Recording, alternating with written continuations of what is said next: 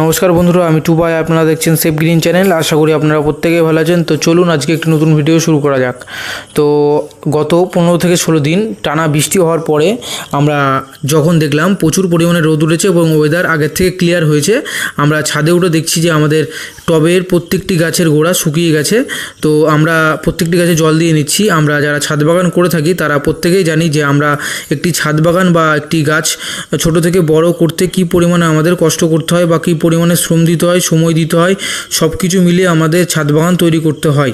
তো সবার কাছে একটি কথা যে আপনারা প্রত্যেকেই গাছ লাগান। একটি গুরুত্বপূর্ণ কথা হচ্ছে, আমরা যারা গাছ লাগাই শুধু গাছ লাগালে হবে না বা গাছের গোড়া পরিষ্কার করলে হবে না, গাছের চারিপাশ অর্থাৎ গাছের আশেপাশে যা আছে সেগুলো পরিষ্কার পরিচ্ছন্ন রাখতে হবে। যেমন আমরা যেমন মানুষরা চারপাশ পরিষ্কার পরিচ্ছন্ন না থাকলে আমরা ঠিকঠাকভাবে থাকতে পারি না বা সেখানে আমরা স্টে করতে পারি না।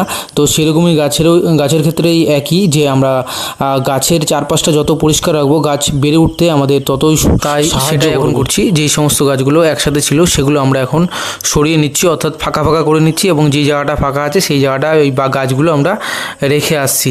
আর আরেকটি খুশির খবর আপনাদের আমি জানিয়ে রাখি, সেটি হচ্ছে আমার এই চ্যানেলে 500 সাবস্ক্রাইব কমপ্লিট হয়েছে। অর্থাৎ আপনারা যারা সাবস্ক্রাইব করেছেন তাদেরকে অসংখ্য ধন্যবাদ এবং ভবিষ্যতেও আশা করছি আপনারা আমার পাশে থাকবেন।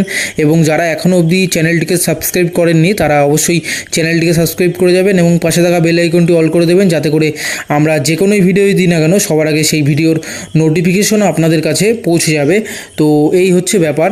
তো এটাই হচ্ছে আপনাদের খুশির খবর যেটা দেওয়ার ছিল। তবেই আপনারা গাছ লাগাতে থাকুন এবং কোনো রকম সমস্যা হলে, কোনো রকম জানার থাকলে আমাকে অবশ্যই কমেন্ট করতে পারেন।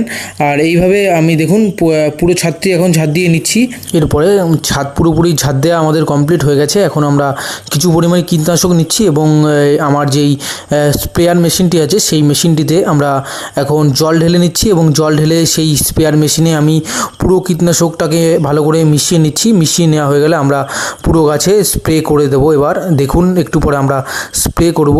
তো ভালোভাবে মেশানো হয়ে গেলে আমরা সেই স্প্রেয়ার মেশিনটি নিয়ে পুরো ছাদ বাগানে যত গাছ আছে সমস্ত গাছকে আমরা ভালো করে ভিজিয়ে দিচ্ছি এবং স্প্রে করে দিচ্ছি।